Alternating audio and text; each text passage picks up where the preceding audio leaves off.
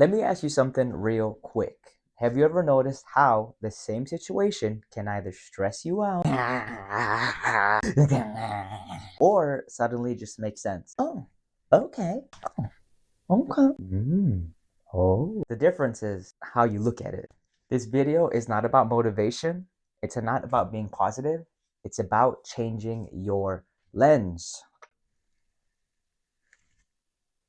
Mm, they're dirty.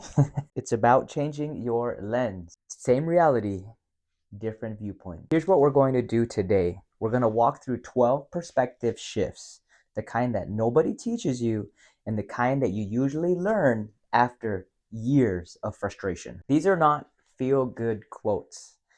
This is me asking you, the viewer, to just approach a thought a little differently. You're here, these are your thoughts, but what if you just shifted yourself a little to the left, Cap, and saw it from this standpoint? Does that make a change for you? Let's start with number one. Flaws over trade-off. Most people think they want the perfect person, but do they? Every strength comes with a cost. A super driven person, emotionally unavailable. The kind soul gets walked on every time. The organized one, control freak. If you remove that flaw, you might delete the strength. So ask yourself, why are they like this? And is the trade-off worth it? Okay, here's a hard truth. Number two, predictable people are only annoying if you, talking to you, refuse to adapt. And what do I mean? Always defensive, always checked out. That's not chaos, that is a pattern. Their pattern. You're not mad because they're predictable. You're mad because you keep expecting them to change, right? Or am I right? You want them to change, but they will not. And you still get upset. Come on, think about it. Okay, number three. Disrespect equals misalignment. What if they're not disrespecting you? They just don't value the same things that you value. They can like you, they can care about you, but they still don't have to prioritize you. It doesn't make them evil. Their values do not line up with your values. And that's it. Done. Two different people. Number four, how many people you think are lazy? The truth is, nobody is lazy about the things that they care about. People only show effort where meaning exists. So when somebody doesn't try, it's not laziness, that is feedback. So stop dragging people onto a mountain that they do not want to climb. Number five, rejection is redirection. What if rejection isn't personal, it's protective? When you don't get picked for something, hurts your ego. You take it personal. Oh, what's wrong with me? Why me?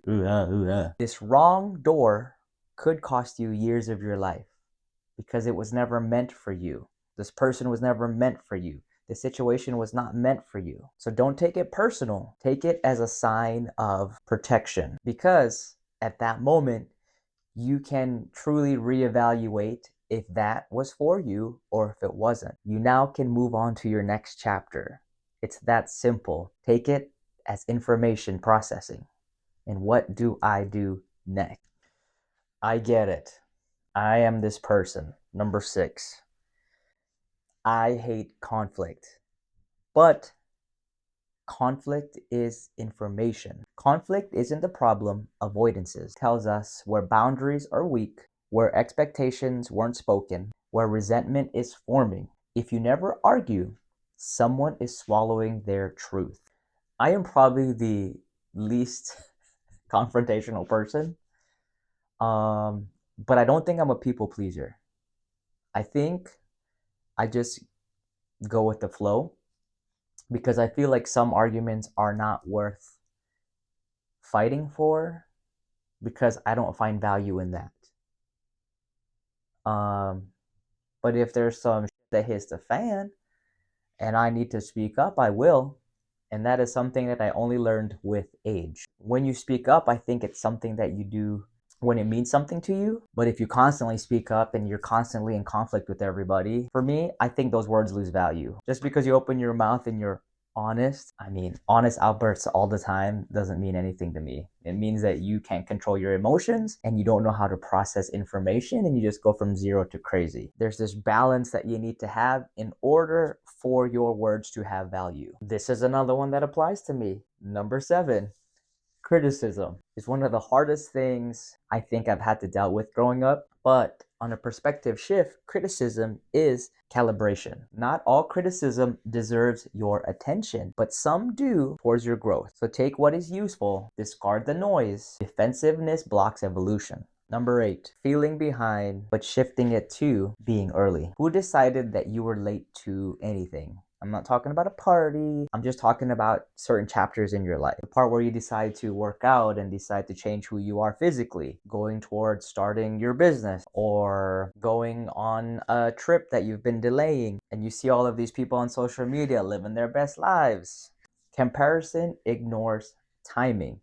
Different lives bloom at different speeds. Ooh, I love number 9. Loneliness can be a word that brings a lot of feeling, but loneliness actually creates space for you to build. And what do I mean? Loneliness feels painful until you realize what it gives. Silence builds clarity, solitude builds identity, and some people avoid being alone because they haven't met themselves yet. But sometimes being alone is when you can decide, are these people good for me? Is this what I want? And you find yourself. Number 10, overthinking, but could be pattern awareness. You don't think too much, you notice too much. Awareness without control feels like anxiety. Directed awareness becomes power. How many times have you spent overthinking something? You worry before the worry even exists. How many times do you spend overthinking? But you know you're an overthinker. So if you can detect that pattern, you can change it. Your overthinking creates so much unnecessary emotion, worriness, fear, stress, and you haven't even gotten to that point yet. The actual moment in life that could create all of that. Imagining a situation that has not happened yet and causing all of this unwanted, it's got to be unwanted, right? You don't care. You're not really, this isn't a world you want to live in, okay? How about you just set that aside, let time do its thing, and get to the actual moment, and then problem solve from there. What about burnout, number 11? That is just boundary failure. Burnout isn't weakness, it's leakage. You don't run out of energy, you gave it away without permission. I think this one is trying to cover that boundaries is what you need in order to not feel burnt out. It's okay to tell somebody no. It's okay to say, could I have my space? It's okay to not be at every event to show face. It's okay to focus on you. Your rest is important. Mental, emotional, physical rest, that is a choice that you have to make, and that will allow you to not be burnt out. Number 12, validation processes as safety. Most people don't want approval, they want to feel safe. Confidence grows when safety comes with self-trust. If you believe in yourself, if you continue to do things that will make you feel confident in the process, that is where you will get your feeling of safety. Not the validation from others, not the feeling that, oh, I'm doing well because this person told me this. No, you actually took the time to build yourself, to focus on your skills, to focus on your art, your craft, who you are. And people are noticing that. Think about it. You built yourself up and other people are noticing. Their notice does not come first. Their validation does not come first. It's you. You come first. So once you start trusting yourself, growing confidence in who you are, that will then attract others to look at you in a positive light. You gotta find it in here first. You gotta build up that little seed into a giant redwood tree, and everybody will be in awe. Oh, ooh, ah. All right. I hope that this video made sense in all of my blabbing. Bladdity, bladdity, bladdity.